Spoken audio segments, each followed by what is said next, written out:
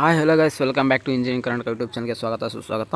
VTU 4th sem ಸ್ಟೂಡೆಂಟ್ಗೆ ಇದು ಒಂದು last ಒಂದು ಸಬ್ಜೆಕ್ಟ್ ಇದೆ, UHV, ಅದೇ ಯೂನಿವರ್ಸಲ್ ಹ್ಯೂಮನ್ ವ್ಯಾಲ್ಯೂಸ್ ಅಂತ.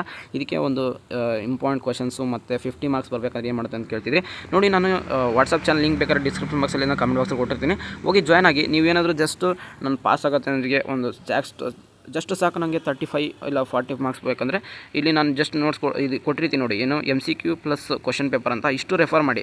ನಾನು ನಿಮಗೆ ಮಾಡ್ಯೂಲ್ 1 2 3 4 5 ಆ್ಯಂಡ್ ಮತ್ತು ನಿಮಗೆ 22 ಸ್ಕೀಮ್ದು ರೆಗ್ಯುಲರ್ ಕ್ವಶನ್ ಪೇಪರ್ ಮತ್ತು 21 ಸ್ಕೀಮ್ದು ರೆಗ್ಯುಲರ್ ಕ್ವಶನ್ ಪೇಪರ್ ಕೊಟ್ಟಿದ್ದೀನಿ.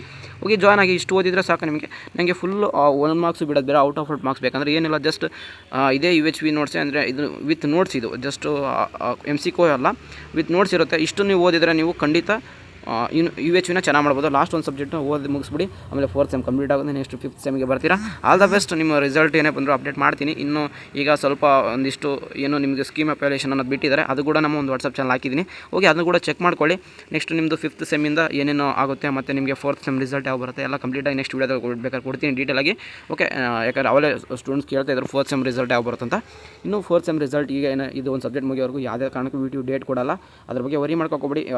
ಏನು ಟೈಮ್ ಸಿಗುತ್ತೋ ಅದನ್ನು ಎಂಜಾಯ್ ಮಾಡಿ ಹಾಲಿಡೇನ, ಇಲ್ಲ ನಿಮ್ಗೆ ಏನೋ ಪ್ರಿಪ್ರೇಷನ್ಸ್ ಅದು ಮಾಡ್ಕೊಳ್ಳಿ. ಓಕೆ, ಇದು ಒಂದು ಲಾಸ್ಟ್ ಸಬ್ಜೆಕ್ಟ್ ಇರುತ್ತೆ, ಇದೊಂದು ಮುಗಿಸ್ಕೊಂಬಿಡಿ. ಎಲ್ಲರಿಗೂ ಆಲ್ ದ ಬೆಸ್ಟ್. ಸಿಗೋಣ ನೆಕ್ಸ್ಟ್ ವಿಡಿಯೋದಲ್ಲಿ. ಅವಾಗ good day, take care, love you, tata, bye.